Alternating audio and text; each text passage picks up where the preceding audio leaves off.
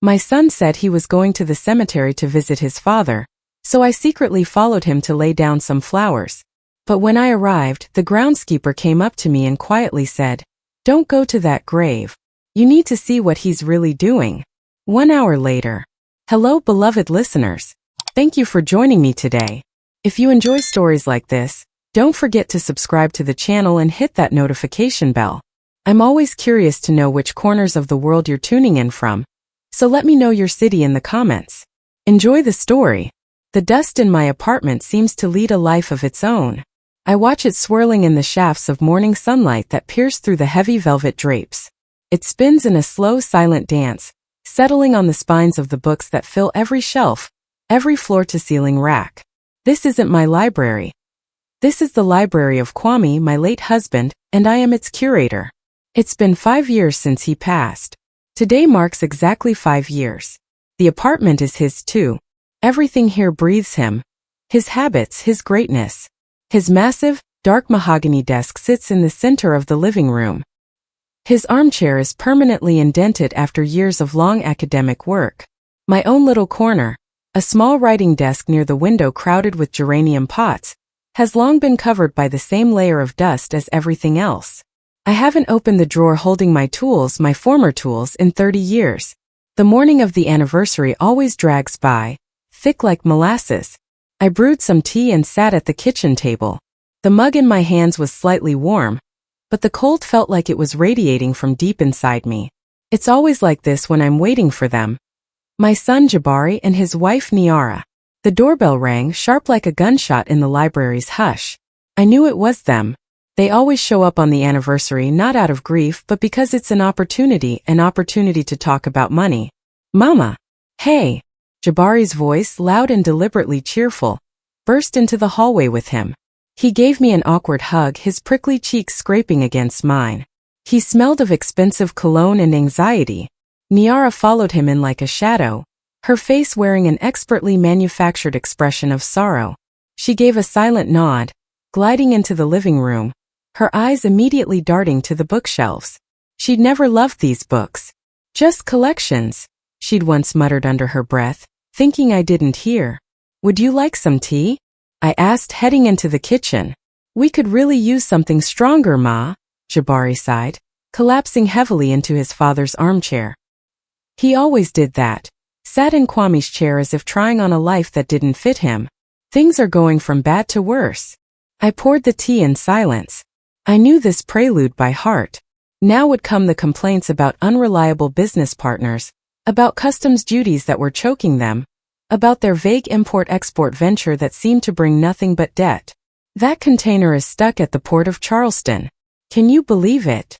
Niara cut in, her voice laced with carefully performed desperation. "And the merchandise is worth so much, like $200,000. We need to make an emergency deposit or we lose everything, all our investment." She looked straight at me, unflinching. The look of a predator calculating how much more could be squeezed from a useless old relative.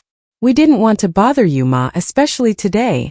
Jabari lowered his voice, feigning delicacy. "But the situation is critical. We need financial help." Nothing stirred inside me. Before, I might have felt a pang of pity or guilt, but over the past 5 years something had burned away. All that was left was dry, bitter ash. I looked at my 40-year-old son, at his face already etched with a net of wrinkles from constant dissatisfaction, and I didn't recognize the boy whose scraped knees I had once kissed better. "I'll think about it, Jabari," I replied quietly. "I need to check what I have." He pursed his lips in annoyance. Niara shot him a quick, angry glance. They had been counting on immediate consent, on that blind maternal love that forgives all and gives everything. Suddenly Jabari stood up. He walked to the window, hands clasped behind his back, exactly as his father used to do. But in him there was none of his father's stature, just a cheap parody. He stood like that for a minute, then turned. His eyes were moist. I knew this trick. He'd used it since childhood when he wanted something badly. 5 years, he said, his voice trembling.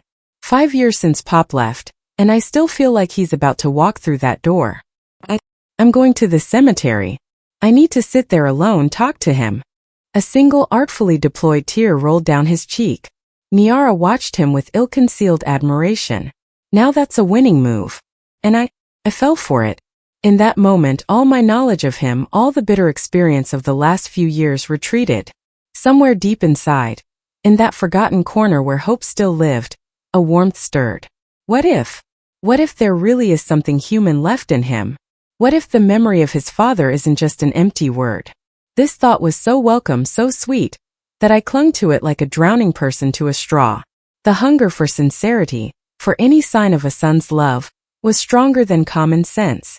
That's good, Jabari, I whispered, and my voice genuinely trembled. That's very good.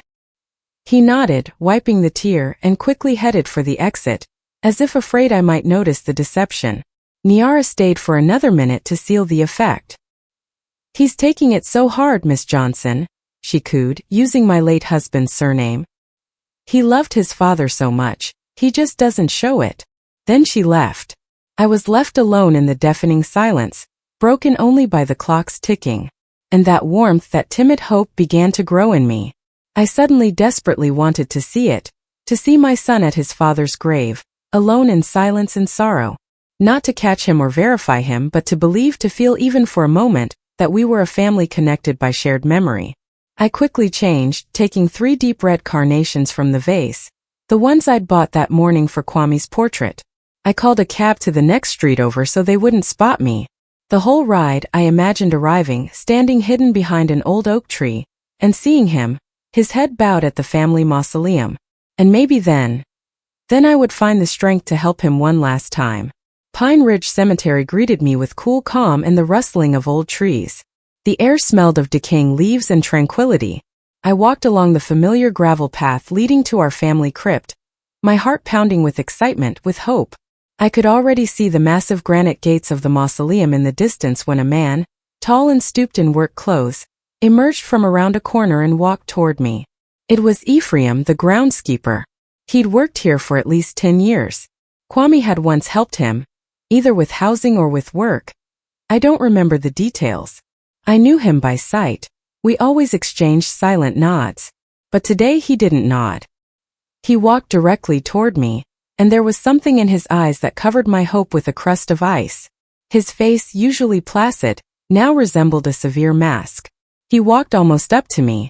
I stopped, clutching the carnations. Miss Johnson, he said. His voice was low, almost a whisper, but every word burrowed into my consciousness like a shard of glass. Hello, Ephraim, I replied, trying to smile. I'm going to see my husband, and my son is here somewhere. He interrupted me, placing his rough, calloused palm on my shoulder. I didn't feel it because at that moment he looked me straight in the eye and a chill ran down my spine. Ava, he whispered so softly I barely heard. His face was tense and grim.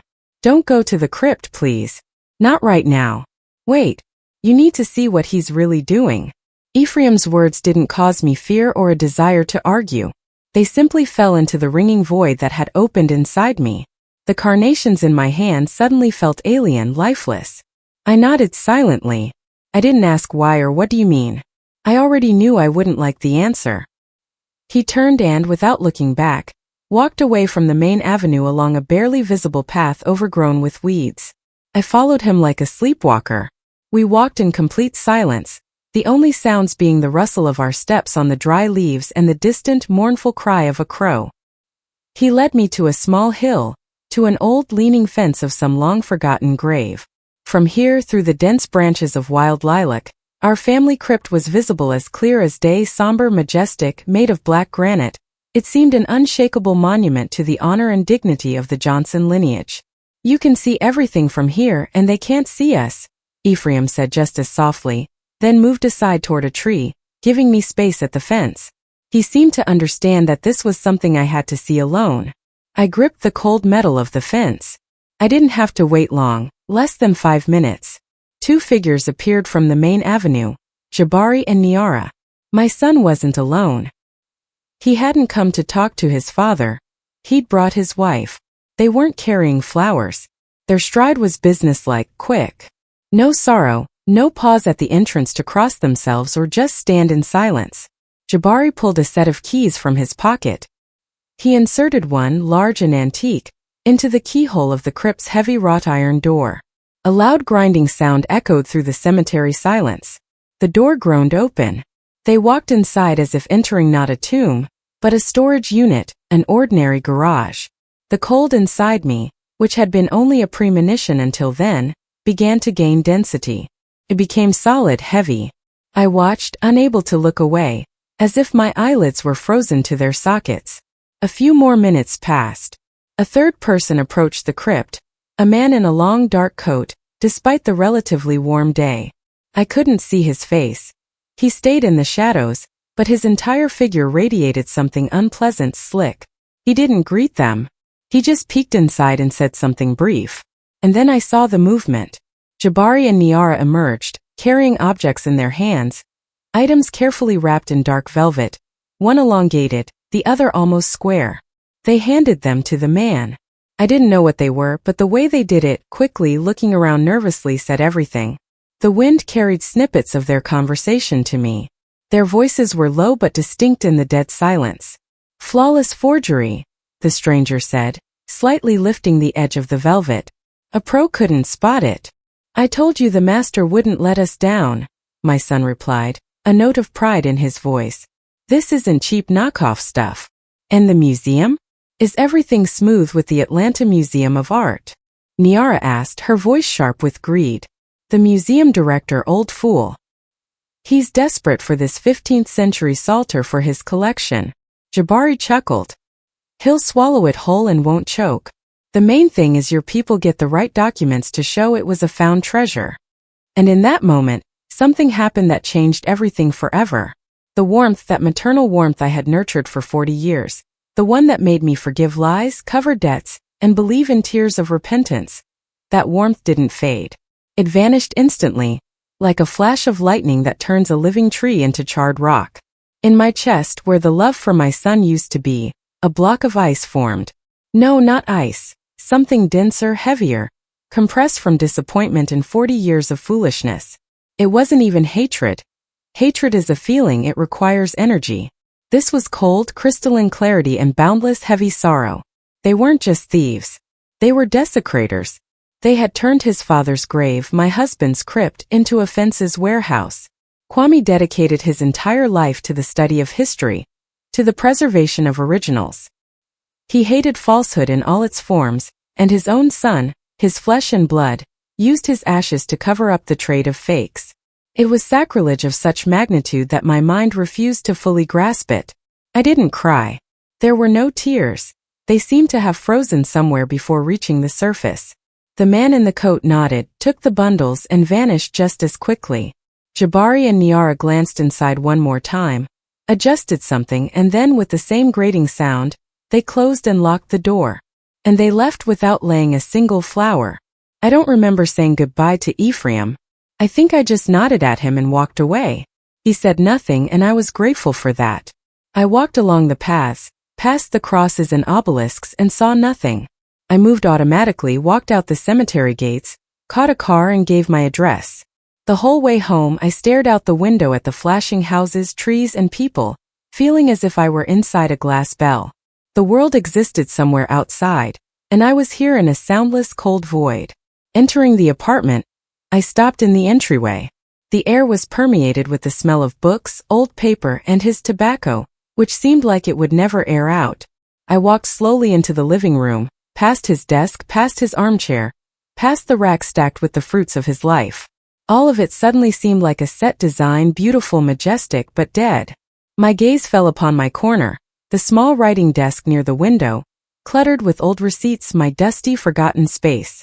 I approached it slowly, as if performing a ritual, drawing my finger across the dusty lid. Then I pulled out the bottom, deepest drawer. It yielded with difficulty, screeching. Inside, beneath a stack of time-yellowed papers, it lay. A simple wooden box, unadorned. I took it out. The tiny bronze key always hung on a chain around my neck beneath my clothes, next to my cross. A reflexive habit left over from the days when the contents of this box were my life. I inserted the key into the lock and turned it. Click. I lifted the lid. Inside, resting on a bed of dark green velvet, were my tools. They hadn't tarnished. A small yet powerful jeweler's loop, a compact metal-cased ultraviolet lamp, a set of fine tweezers and scalpels. And beneath them in a lower compartment lay 3 thin hardcover volumes, my personal reference books, which I had compiled back in graduate school. Historical pigments and their chemical composition, watermarks, 15th century to present, binding techniques of various eras. I picked up the loupe. The cold metal felt familiar in my palm. I lifted it to my eye and looked at my skin. Every line, every pore became visible with merciless clarity. For 30 years I hadn't used these tools. For 30 years I had been just a wife, then a mother, then a widow, a keeper of someone else's memory. But today at the cemetery something had died, and something else long buried began to awaken. I carefully closed the box. I didn't wipe the dust from the writing desk. Tomorrow I would put things in order here. My order. The night passed without sleep. I didn't lie looking at the ceiling or turn over old grievances in my memory. I sat in an armchair in silence and just stared at the toolbox which sat on my desk. I wasn't planning anything, not constructing schemes for revenge. I was simply allowing the cold clarity to fill me to the brim, pushing everything else out, like an old, dusty vessel that has finally been emptied to be filled with something clean and transparent. I woke up with the first light. There was no haste, no familiar morning heaviness. I took a rag and a bucket of water and, for the first time in years, began to tidy up my corner. I wiped the dust from the writing desk layer by layer until the texture of the old wood reappeared. I repotted the geraniums.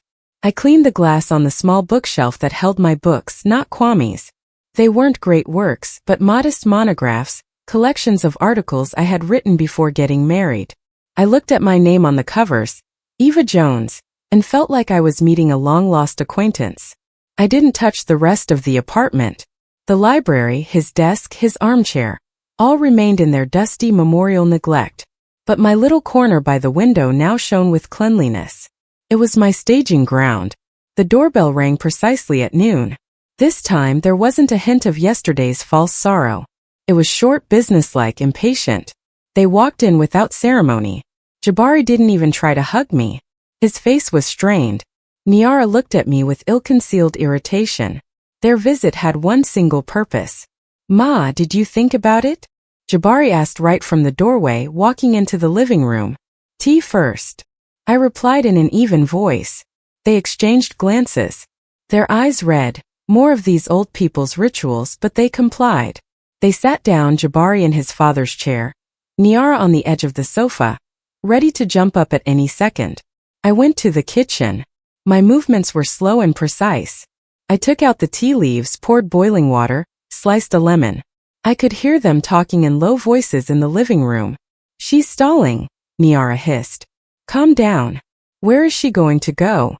Jabari replied. "She'll drink her tea and sign everything." I placed the tray with the cups on the table. The porcelain clinked softly. I sat down opposite them in a simple wooden chair that usually stood in my kitchen. I did not sit in my usual place. I poured the tea. Jabari tapped his fingers impatiently on the armrest. Niara picked up a cup but didn't take a sip. "Ma, we don't have time for beating around the bush," Jabari began, breaking the silence. "We need an answer today. It's a large amount. We need to get it done before the banks close." I took a small sip. The tea was hot, tart. It burned my throat, but the cold remained inside. I looked up at them calmly without judgment, just looking at them like two strangers who had come to me on business. "Jabari, is your business?" I began softly, as if thinking aloud. "Related to antiques?" Jabari froze. His fingers stopped tapping. He looked at me in surprise.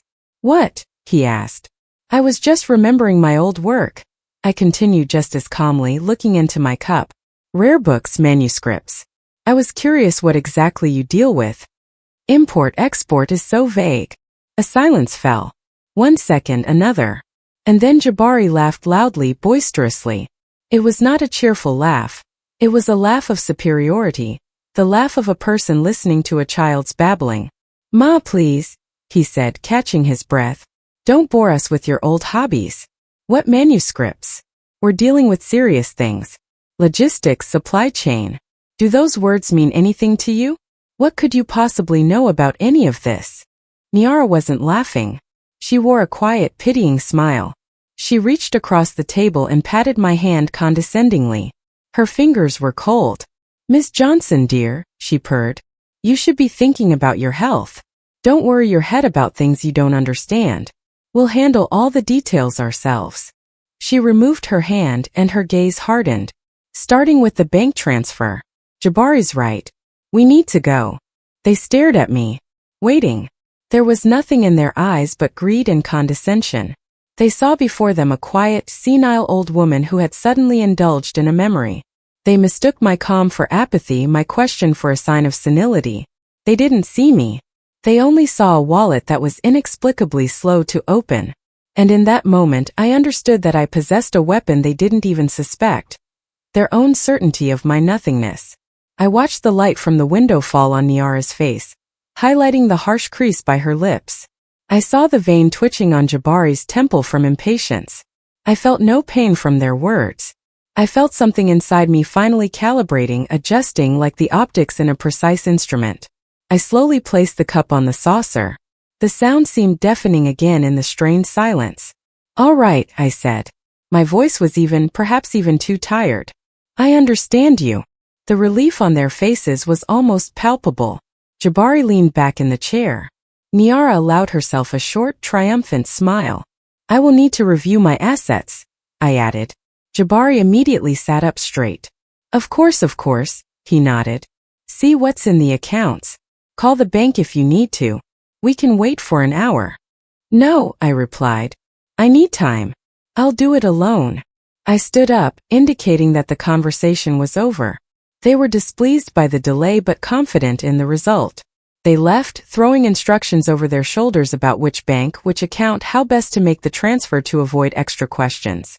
I nodded silently, seeing them to the door. When the door closed behind them, I stood for a minute in the silence and then I returned, not to the phone to call the bank. I returned to my clean, shining writing desk. Their words, "What could you possibly know?" still hung in the air. They had made a mistake. They didn't just underestimate me. They forgot who I was. And I was just starting to remember. I didn't wait until evening. Picking up the phone, I found a number in an old address book, the direct line to the lodge at Pine Ridge Cemetery. The rings went on for a long time. I thought no one would answer. "Hello." Ephraim's familiar, low voice answered. "Ephraim, this is Eva Jones," I said. My voice did not tremble. It was the calm, businesslike voice I hadn't used in 30 years. "I need to get into the crypt tonight. Can you help me?" A silence fell on the other end, brief. Not a silence of surprise, but a silence of consideration. "Yes," he replied simply. "What time?" "When the gates are closed. When no one will be here." "Good. By the side gate. I'll be waiting in 3 hours." He hung up. I put the phone down. That was it. The first step was taken. Night fell fast upon the city. I dressed entirely in black, taking with me only the toolbox wrapped in an old shawl and a small but powerful flashlight. I called a cab to the next street again. A cemetery at night is a completely different place. By day it was full of quiet sorrow. Now it was full of ringing, tense silence. The moon shone through the bare tree branches, drawing strange skeletal shadows on the ground. By the side gate, just as he had promised, Ephraim was waiting for me. He looked like a shadow merged with the old brick wall. He silently unlocked the gate, let me in, and just as silently locked it again. We walked along the empty paths. I felt no fear. Strangely, I felt like I was exactly where I belonged. Here among the dead, I felt more alive than I had in years in my museum of an apartment. We approached the Johnson crypt. In the moonlight it looked even more massive, more foreign. Ephraim pulled out a set of keys from his pocket. Not the one Jabari had. This was his work set. He didn't rush to open it. He turned to me. His face in the semi-darkness was stern and deeply sad. "Miss Jones," he began quietly, and in his voice I heard a deep, long-standing respect.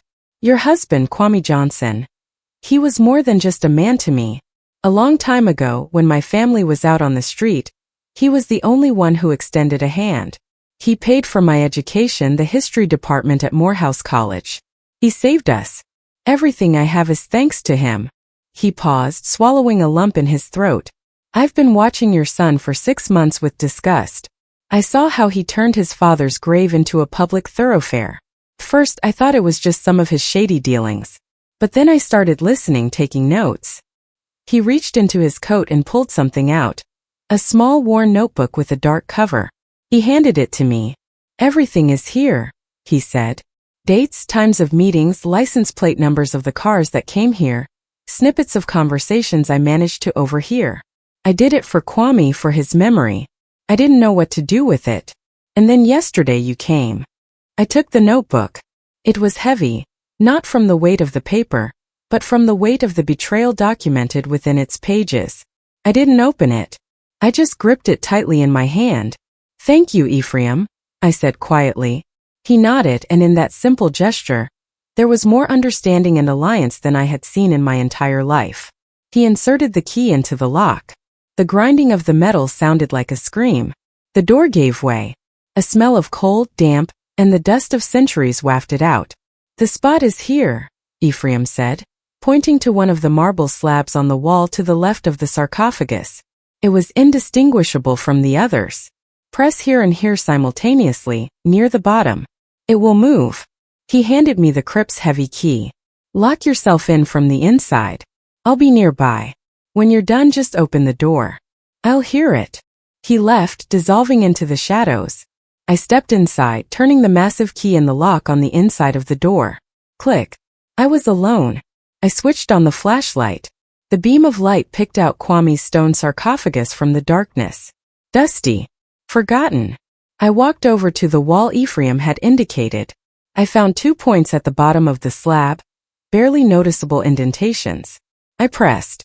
There was a quiet click, and the slab moved easily aside, revealing a dark niche, the hidden compartment. Carefully laid out inside were several objects wrapped in dark crimson velvet. I took one, the largest, placed it on the sarcophagus lid, and unwrapped it. It was an old icon on a dark wooden board, the Savior not made by hands. The face was painted with astonishing finesse, with deep, all-forgiving sorrow in the eyes. The golden background glimmered dimly in the flashlight's beam, the varnish darkened by time, the net of perfect craquelure, the tiny chips in the wood. Everything spoke of authenticity, a master's work, a true masterpiece that could grace any museum. I placed my toolbox next to it and opened it. My fingers instinctively found the familiar tools. First, the loop. I held it up to the icon. My eye, my brain, my memory, everything worked as one smooth mechanism. 30 years of inactivity vanished as if they had never been. I was myself again. I examined every millimeter. The brush strokes, the composition of the ground visible in the chips, the method of securing the splines on the reverse side. Everything was flawless. Almost. I pulled out the UV lamp. In its eerie violet light, the old varnish should have given off an even yellowish-green glow. It did. But when I swept the beam over the folds of the Savior's robe, in the places where the artist had used lead white to paint the light, I saw what I was looking for. There, in the brightest spots, the glow was different, brighter, colder, almost chalky. It was a tiny foreign fluorescence, the fluorescence of titanium dioxide. Its anatase form. This pigment wasn't patented until the early 20th century. To use it in an icon passed off as a 15th century work could only be done by someone absolutely confident in their genius and the buyer's blindness. A masterful forgery. Brilliant, but with one tiny arrogant mistake. A mistake that could only be made by one man. In the cold silence of the crypt, I suddenly remembered his name very clearly. The brilliant restorer who had been shamefully expelled from the National Institute of Expertise for unethical copying experiments. A man obsessed with creating the perfect fake. Anatol Voronov. I knew the forger. And I knew what I had to do now. I carefully placed the icon back in the velvet, folded the tools into the box. The quiet click of the lock sounded in the dead silence like a period marking the end of a long sentence.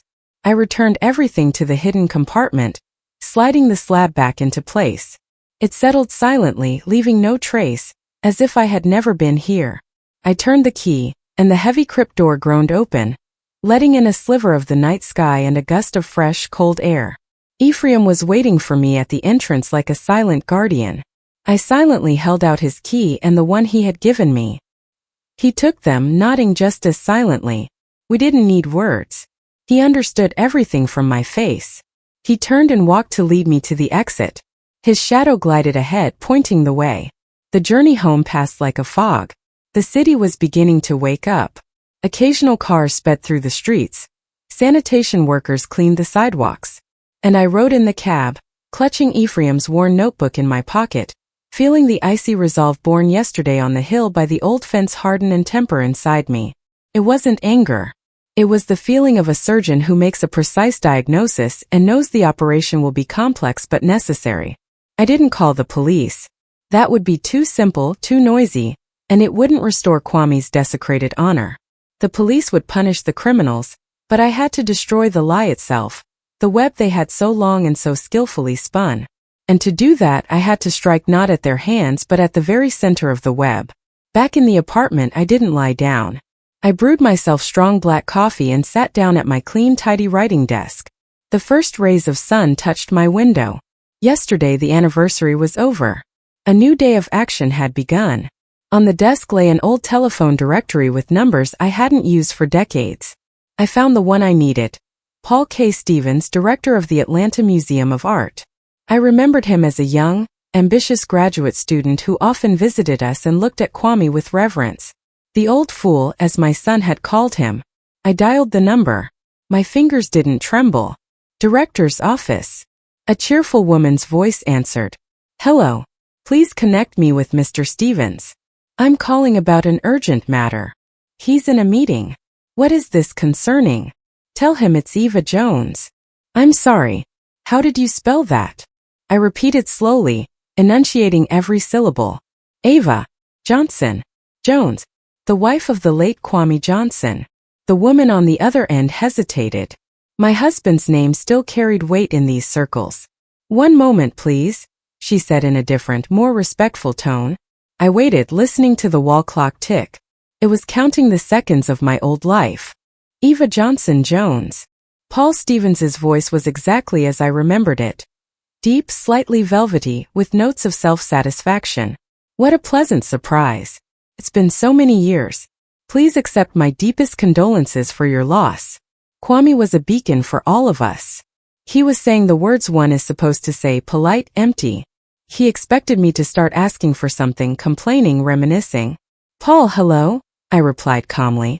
I'm calling you not only as the widow of Kwame Johnson but also as the former senior archivist of the National Institute of Expertise. A silence hung on the other end, short but very telling. The meeting had apparently ended instantly. I'm listening, Eva. All the velvety condescension vanished from his voice. Weariness had replaced it. I have become aware that your museum plans to acquire a valuable exhibit soon. The 15th century Psalter, if I'm not mistaken, from a certain private collection. Silence again, longer this time. He hadn't expected that. That information is for internal use, he said cautiously. How do you have this knowledge? The source is irrelevant right now, I continued just as evenly. What matters is this. I can state with almost 100% certainty that you are being deceived. The Psalter being offered to you is a high-grade forgery. But we had experts. Panic and outrage laced his voice. The preliminary conclusion was absolutely positive. Your experts weren't looking for what they needed to look for. I hypothesized that the white pigment used to detail the initials contains the anatase form of titanium dioxide. A chemical anachronism. This pigment could not have existed in the 15th century. Check it, and you will see for yourself. As I spoke, I heard my own voice from outside. It wasn't the voice of Eva the widow, Eva the mother. It was the voice of Jones the expert, who tolerates no doubt. Paul Stevens was silent. I could almost physically feel the thoughts rushing through his head. A blow to his reputation. A scandal. The loss of state funding. Titanium dioxide, he muttered as if in a daze. But who? Who is capable of such a thing? I think you know the answer yourself, Paul, I replied, delivering the final blow. Remember who was expelled from the Institute about 20 years ago for handling copies too loosely. Remember Anatol Voronov? That name acted like an electric shock. Voronov? God, I thought he drank himself to death somewhere. As you can see, no. His talent has found a new application. Paul, I strongly urge you to immediately stop the deal. and conduct a full independent forensic analysis before it's too late. Yes. Yes, of course, Eva. I am in your debt. I will cancel everything immediately. We must meet later. I interrupted him. First, do what you must. Goodbye. I hung up. The apartment was quiet again, but the silence was different. It no longer oppressed me. It hummed with tension like a taut string. I knew that right now in the museum director's office, phones were ringing, orders were being given, and the nearly signed contract was flying into the wastebasket. I pictured Jabari's face when the buyer called him. I pictured Niara's panic when they realized that their biggest score, the very money they were supposed to use to pay off their unreliable partners, had vanished, turned into smoke. I stood up and went to the window. The day was breaking. Their easy money was gone. Their creditors, I was certain, don't like to wait. The clock on the wall kept ticking. Now it was counting down to the explosion. I intended to wait for it right here on my staging ground in complete tranquility. 2 days passed. 2 days of deafening, tense silence. They didn't call. They didn't come. I knew this was the calm before the storm. They were trying to figure out what had happened, trying to salvage their deal, to contact their accomplices. But I had cut the main thread in their web, and now the whole structure was collapsing, burying them beneath it. I wasn't idle. I dedicated these 2 days to reorganization. With the help of Ephraim, who came to check on me under the pretense of fixing a leaky faucet, I carried out a small revolution in my apartment. We moved Kwame's massive oak desk against the wall. It was no longer the center of this universe. It became just a piece of furniture. And in the center of the living room, in the spot where my husband's desk had reigned, I placed my writing desk, my small, modest, but now shining clean workspace. I brought the books that had been gathering dust on the shelves from my bedroom. My books, the very monographs and reference guides. I spread them out around me on the desk, on the chairs. I took out Ephraim's notebook and began making notes on a large sheet of butcher paper. License plate numbers, dates, names I managed to decipher. What emerged was a diagram, a map of their criminal life. For the first time in years, this apartment stopped being a mausoleum and started looking like an office. My office. On the 3rd day they came. I knew it was them even before the knock. More accurately, it wasn't a knock. It was a furious, broken pounding. They were hitting the door with their fists. I didn't rush. I carefully put down my pen and closed the notebook. I stood up and walked slowly to the door. The sound of the blows grew louder. Jabari's voice, distorted by rage, was added to it. Mom! Open up. I know you're home. Open it right now. I turned the key in the lock. The door flew open so abruptly that it hit the wall. They burst into the hallway like 2 predators. Their faces were distorted by a mix of fear and hatred. Yesterday's condescension, the day before's fake sorrow, all of it peeled away like cheap gold plating, revealing an ugly, greedy core. What have you done? Jabari roared, advancing on me. His eyes were red, crazed. What did you say to who? The deal is off. We've been burned. The buyer is gone. It was you. You ruined everything. You destroyed us. He yelled, spitting saliva. Before, I would have cringed in fear, burst into tears, and started justifying myself. But now, I simply stood and looked at him calmly, like a doctor looking at a patient having a fit. I silently turned and walked back into the living room. I sat down at my desk and picked up my pen. He followed me, never stopping his shouting. I'm talking to you. Look at me. I dipped the pen into the inkwell and wrote down another license plate number from Ephraim's notebook on the paper. I didn't look at him. Destroyed you? I asked quietly, not lifting my gaze from the paper. My voice, in the middle of his hysteria, sounded deafeningly calm. Or exposed you? Jabari fell silent for a moment, thrown off by my tone. What? What are you saying? What exposure? Have you lost your mind, old woman? I'm merely consulting, I continued just as quietly, drawing a line from the license plate number to the date of the meeting. Imagine the museum finds my old hobbies very valuable. Much more valuable than your import-export. And then I looked up at them. I looked first at Jabari, then at Niara. I watched as the realization dawned on them, as disbelief in their eyes turned to horror. They looked at me and didn't see their quiet, harmless, senile mother or an accessory to the apartment and the pension. They saw a woman sitting at her working desk in the center of the room. A woman with a straight back and a cold, clear, absolutely calm gaze. The gaze of an expert delivering a final verdict. They saw Eva Jones, the archivist, whom they had buried and forgotten 30 years ago. "You," Jabari whispered. He took a step back. All his fury had drained away, leaving behind only sticky primal fear. "You called the museum." I didn't answer. I just looked at him. "You used his grave as a warehouse, Jabari," I said, and my voice, though quiet, filled the entire room. There was no pity in it, only a statement of fact. "You traded in forgeries from your father's crypt. You dragged his name, his legacy, his whole life through the mud for money." I paused, letting the words soak into the silence. There is nothing left to destroy here.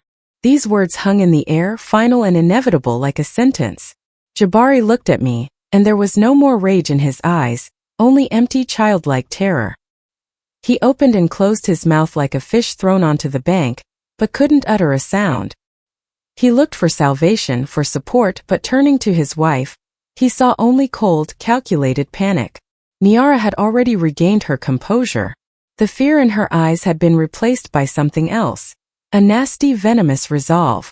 She wasn't looking at me. She was looking through me, already calculating her next move. She grabbed Jabari's arm, her fingers dug into his sleeve.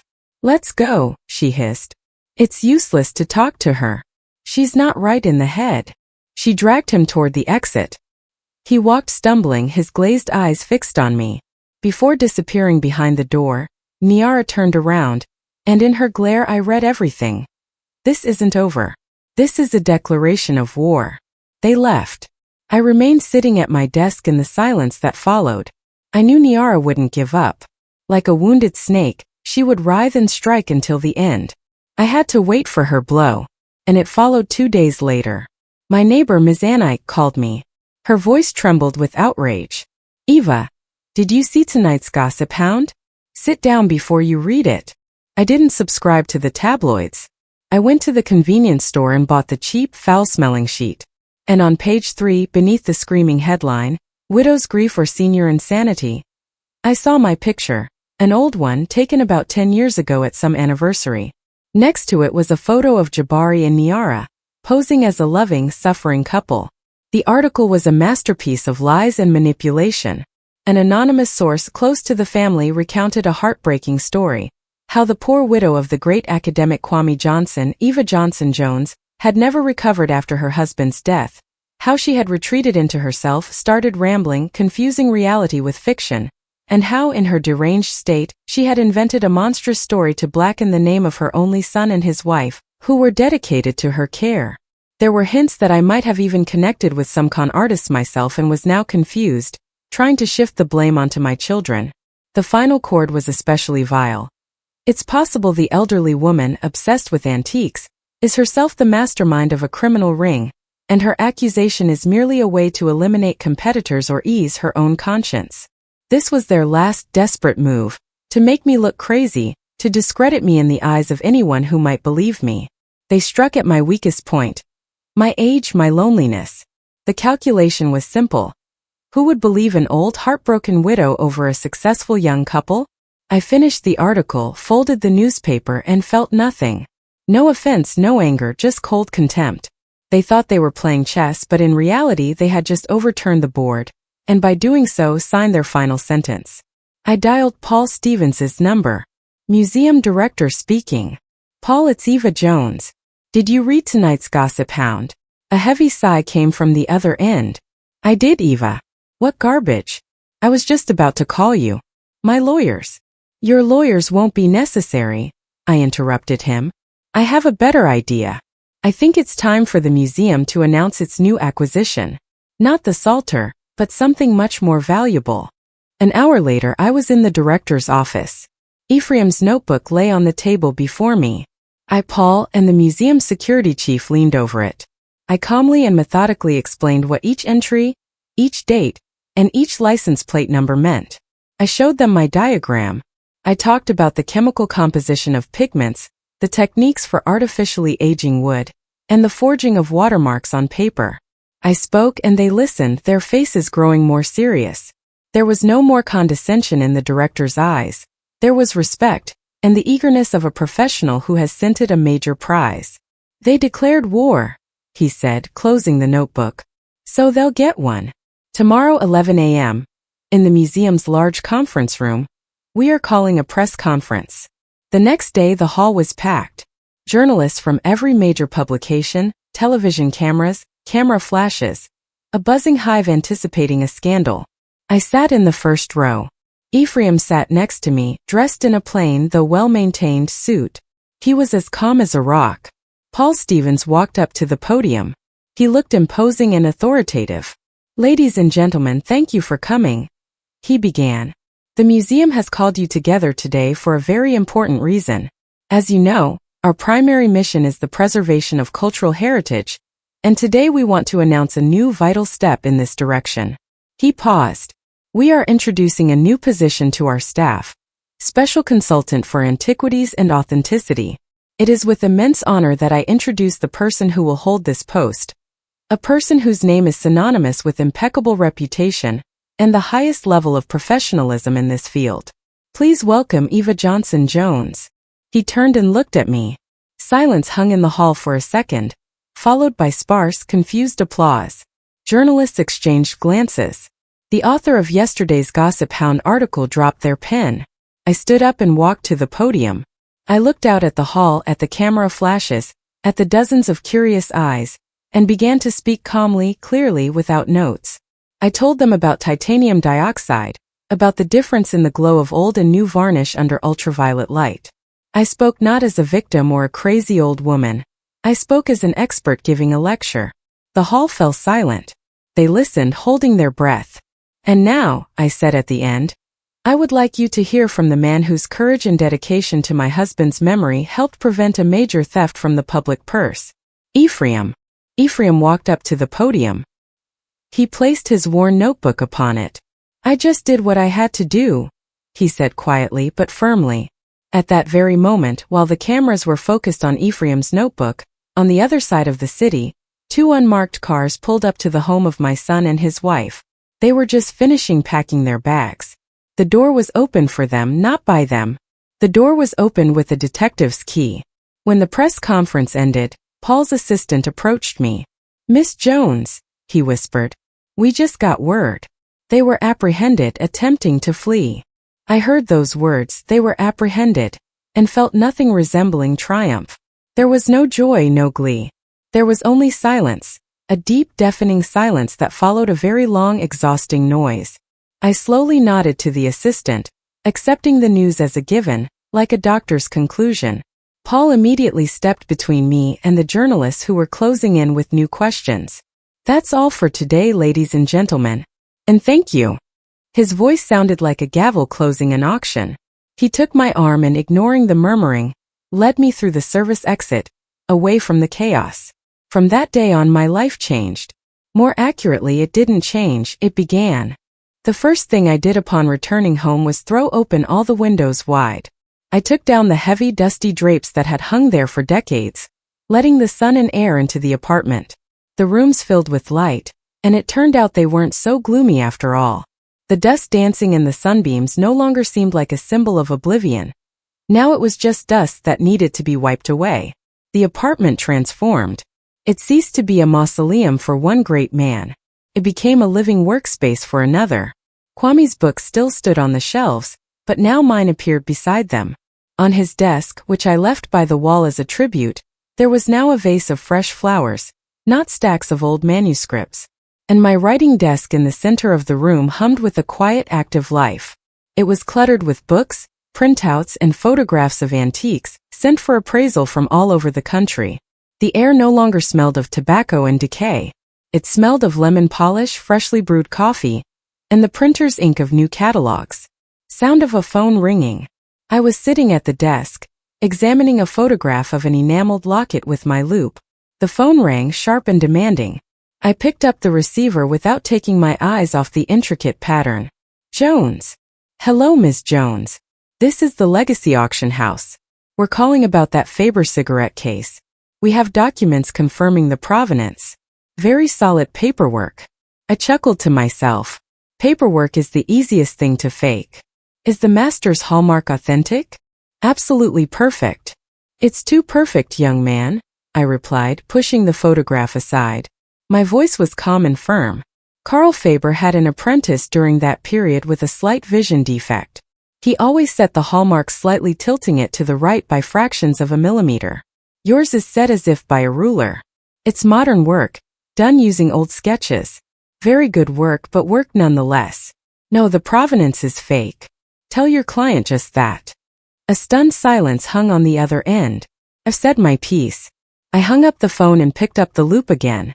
Twice a week, I led seminars at the museum for young curators, for art history students. I stood in the bright, spacious hall before a dozen young faces, hungry for knowledge.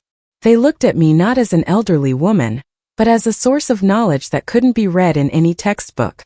They hung on my every word. Never trust first impressions, I told them, holding an ancient reliquary. Beauty can lie. History can lie. Even science can be used to lie. But the object itself, the thing, never lies. You just have to learn to listen to its quiet voice. Look here at this scrollwork. Do you see how the light plays on the patina? It lies too evenly. Real time is merciless. It leaves scars where traces of human touch. And here, there is only the flawless work of a chemist. I looked at their shining eyes and understood. This was it. This was the true legacy. Not in granite and marble, but in this transmission of knowledge, in this spark of love for authenticity that I was igniting in them, just as Kwame had once ignited it in me. Today, after the seminar, I didn't go straight home. The day was surprisingly warm and sunny. I bought a bouquet of white lilies and drove to Pine Ridge Cemetery. Everything here was different, too. Sunlight broke through the foliage, and the shadows no longer seemed sinister. They simply offered coolness. I walked along the familiar path, and my heart was quiet and peaceful. I approached our crypt. The granite door was closed forever. I knew that everything inside had been set in order now. There were no more hidden compartments, no more dirty foreign objects, only peace. I placed the flowers on the cold stone. The white lilies stood out brightly against the dark granite. I ran my palm over the engraved letters. Kwame Johnson. And I didn't feel the sharp cutting pain that had haunted me all those years. Only a gentle, quiet sadness and gratitude remained. Well, Kwame, I whispered. Everything is right now. Everything is in its place. I stood for a little longer, inhaling the scent of the flowers and the decaying leaves. I was here not as a widow who had come to mourn her loss. I was here as a woman who had reclaimed her name, her dignity, and her future. Turning to leave, I saw Ephraim's figure in the distance at the turn of the path. He was sweeping the driveway.